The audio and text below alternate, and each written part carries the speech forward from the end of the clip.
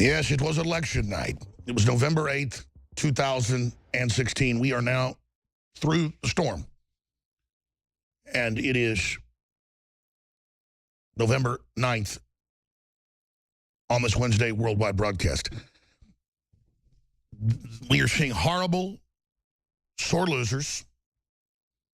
We are seeing Hillary not give her concession last night.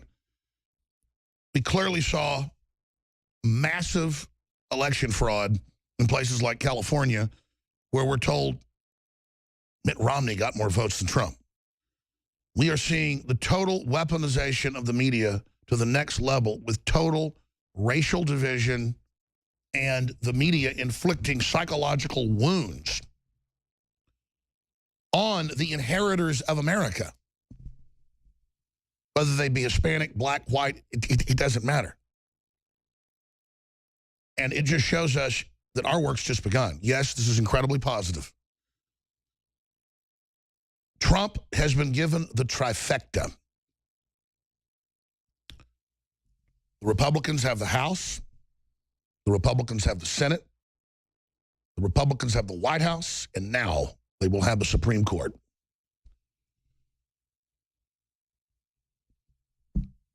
That said, if folks will just listen to me, because I live this, I know this, we're going to lay out the enemy's attack plan and how we're going to counter them. But you're witnessing Providence. The globalists are in terror. But the enemy is going to strike back. And now is the time to realize the Republican Party leadership, Paul Ryan, all of them must go. We cannot make a deal with them and now play nice in politics. Trump has to know the media, the Democrats, and the Republican Party are going to come after him even more. We have to get behind him. We have to pray for him. And ladies and gentlemen, we have to remove the criminals at the top of the Justice Department, the FBI, Congress. We have to dig them out, not in a vindictive way. These are shameful people. CNN, MSNBC, all of it is already a husk. They must fall completely.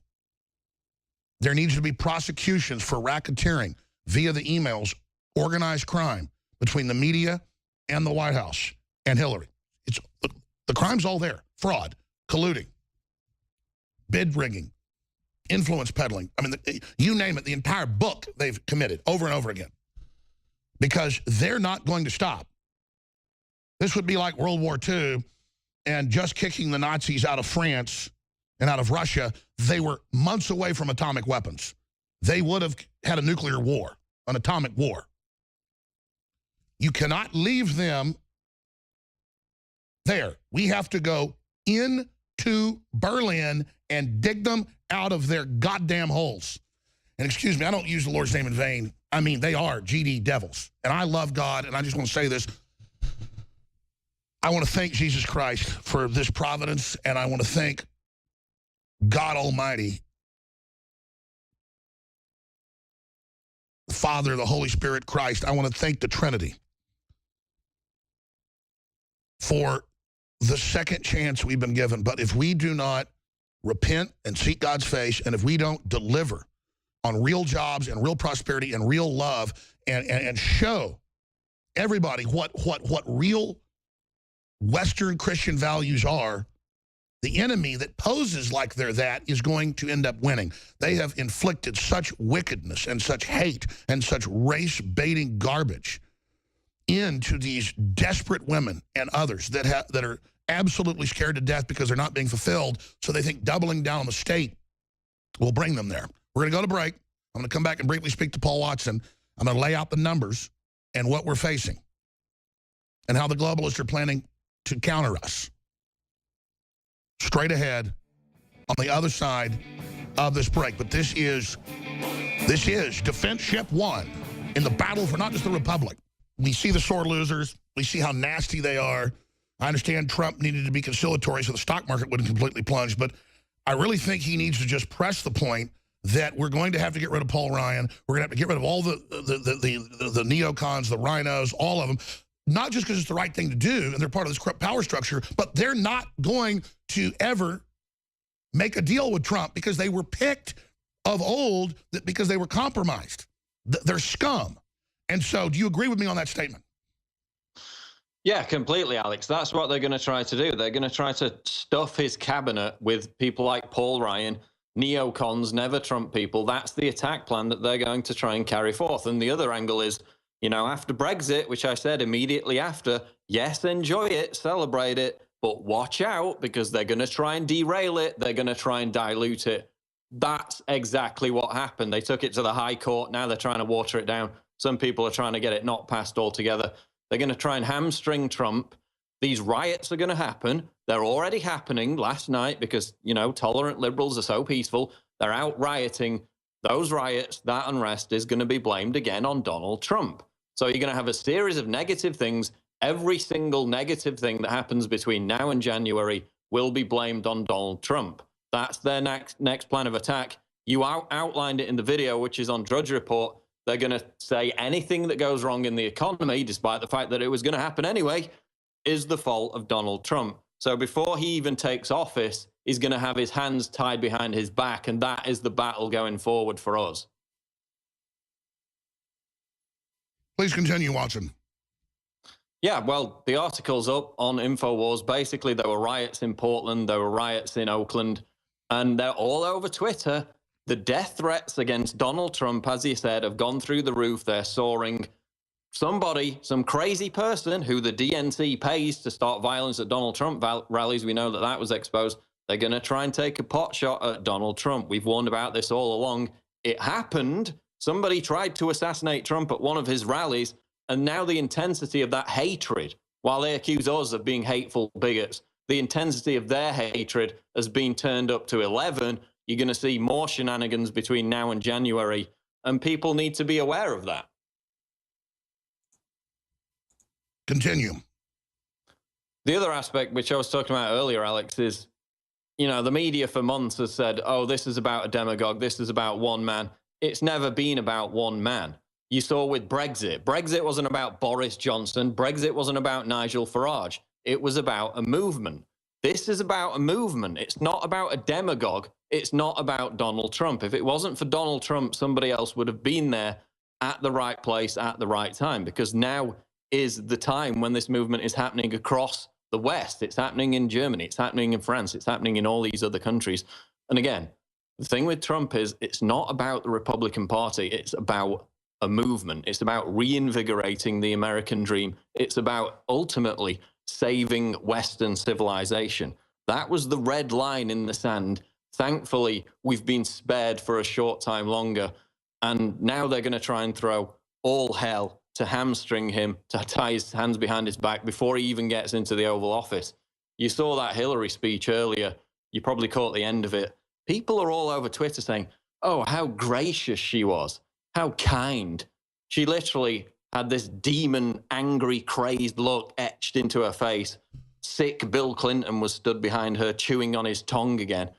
And she, you know, praised Donald Trump at the start, said, yes, you've won, well done. And then she did her criminal tell. She said we need to have peaceful transfer of power and not have any violence. That means they're activating it all right now. Oh, yeah, that shows that she's aware of the fact that these riots are already happening within hours. They didn't even get time to properly organize them.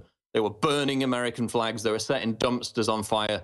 People were injured just a few hours after the vote closed, before we knew the result. So people are all over Twitter. You can go on, search Trump riot, all over Twitter right now, organizing these riots. And again, the media will blame Donald Trump for these riots by Hillary Clinton, bedwetting, whining, toys out of the pram throwing Hillary Clinton supporters who are planning this civil unrest right now. And again, all over Twitter today, oh, this is a win for bigotry. This is a win for hatred. The hashtag is trending, not my president.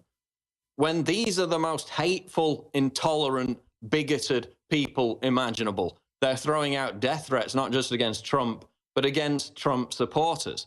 They've been to his rallies to cause this violence. They're causing it once again. These are the intolerant, regressive, bigots and that we're trying to consign to the ash heap of history. Absolutely. We go out in Austin, and they'll have people run over and scream, Trump hates LGBT. He wants to send blacks back to Africa. And it's mainly white women. And they begin shrieking and crying and freaking out. And they're literally like in this big pity party mental illness that isn't even real. All Donald Trump wants is to secure the borders and get rid of taxes for people that make $40,000 a year or less and turbocharge the economy and just bring back Americana. Instead, we have all these globalist criminals that have hijacked the nation. They control the economy. They've got all these dumbass minions who have no idea that they're basically plantation slaves. I don't care what color they are. It is really something to behold, Paul. And then you've got their mouthpieces in the media like Van Jones, and I played the clip earlier. He got up on CNN. He said Donald Trump won because there are a lot of racists and bigots who voted for him. He called it a white lash, as in a racist backlash against Which again President says Obama. You can't have guns, you can't have low taxes if you have brown skin. It's literally telling all these people you can't have the American dream that's 1,000 times better than North Korea or Venezuela. And it's so condescending when we know record numbers of blacks voted for Trump, record numbers of Hispanics, record numbers of the Republican primaries as well. But again, he makes it racial. And here's the good news. People are seeing through it. And that's the number one thing I want to say. I don't care if you're a wealthy black family that owns a business and you end up seeing usually they hire mainly black folks. Okay, I get it. They need jobs. But you need to hire some white folks, especially with all this stuff going on in the world. There's a lot of poor white people, despite what Bernie Sanders says. White people don't know what it's like to be poor. Literal quote. But if you are a business person, they've created political correctness to make us all feel uncomfortable around each other. We have to not do the fake PR, PC garbage. We have to really go out and find everybody and be inclusive because there's great folks of every color. Bring them in and actually everybody have a real culture and a real society. You go into leftist compounds, it's almost all white people. They're very racist. They're very paranoid. They're scared of everything. They're basically OCD latchkey kids, okay, that are in their own delusional world. And then we have liberal media come here and they go, my God, it's like half the folks here aren't white. And it's like, yeah, that's because we just hire folks that do a good job. And so, again, they are everything they say we are. But now, as Trump has said, we have to double down. We have to support not fake affirmative action that's race-based, but we have to support Trump and his ideas for tax incentives for inner cities and tax cuts specifically, because that's people's own money. It's not taking somebody else's money and giving it to them. It's letting folks that have been put at a disadvantage have an advantage of keeping more of their own money. We have to be the real liberals. I think Paul's Skype cut out. I want him to have a final comment, so maybe reconnect with him. But there's so many points to go over, so many angles. I want to thank the audience, though, and we should have some celebration. Just my head spinning. There's so many angles to this, and obviously I'm exhausted. About 3 hours sleep last night. We are on the cusp of history. We're at the crossroads. We have begun to go down the right road. The enemy is going to try to pull us back with everything they've got.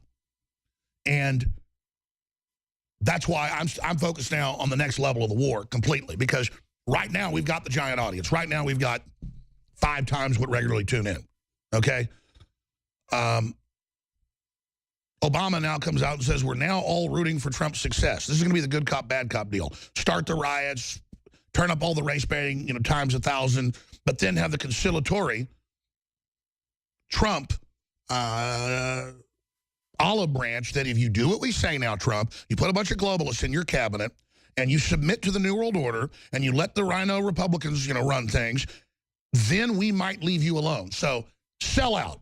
And so they're offering that, knowing he won't take it, but to look like they tried to give him a chance from one perspective. So Obama's now speaking good cop, bad cop, saying we should all root for Trump's success, which means they're definitely going to activate Black Lives Matter and groups to kill cops and burn stuff down. So I'm telling you, they have to look like they push for freedom. They're the folks that want everybody to come together. Meanwhile, they're activating their operations right now, Paul. No, I mean, that's the point. And going back to the Van Jones thing, he got up and said that basically it was a white lash. It was a racist backlash against Obama because they hate Obama because he's black.